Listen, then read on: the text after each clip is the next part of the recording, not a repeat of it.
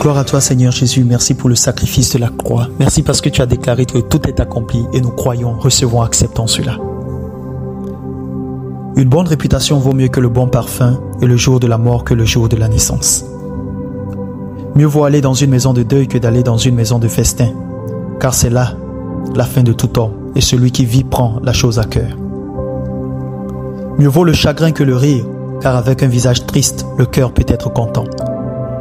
Le cœur des sages est dans la maison de deuil et le cœur des insensés dans la maison de joie. Mieux vaut entendre la réprimande du sage que d'entendre le chant des insensés.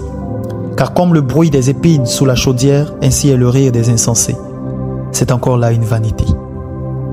L'oppression rend insensé le sage et les présents corrompent le cœur.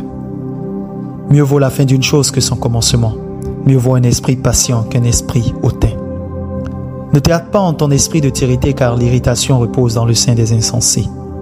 Ne dis pas d'où vient que les jours passés étaient meilleurs que ceux-ci, car ce n'est point par sagesse que tu demandes cela.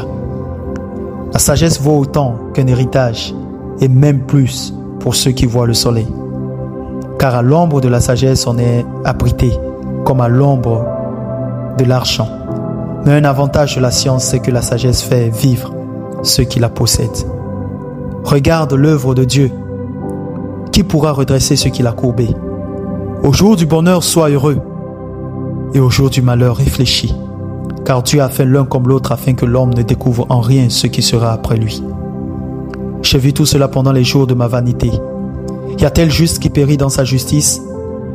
Et y a-t-il méchant qui prolonge son existence dans sa méchanceté?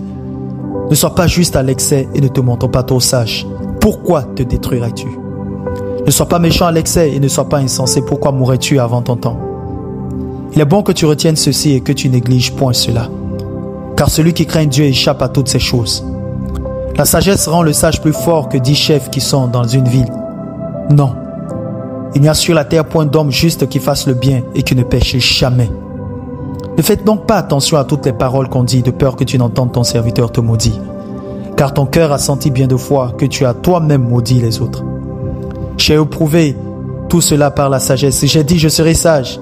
Et la sagesse est restée loin de moi. Ce qui est loin, ce qui est profond, qui peut l'atteindre? Je me suis appliqué dans mon cœur à connaître, à sonder et à chercher la sagesse et la raison des choses. Et à connaître la folie de la méchanceté et la stupidité de la sottise. Et j'ai trouvé plus amer que la mort la femme dont le cœur est un piège et un filet. Et dont les mains sont des liens. Celui qui est agréable à Dieu lui échappe. Mais le pécheur est pris par elle. Voici ce que j'ai trouvé, dit l'Ecclésiaste, en examinant les choses une à une pour en saisir la raison. Voici ce que mon âme cherche encore, ce que je n'ai point trouvé. J'ai trouvé un homme entre 1000, mais je n'ai pas trouvé une femme entre elles toutes.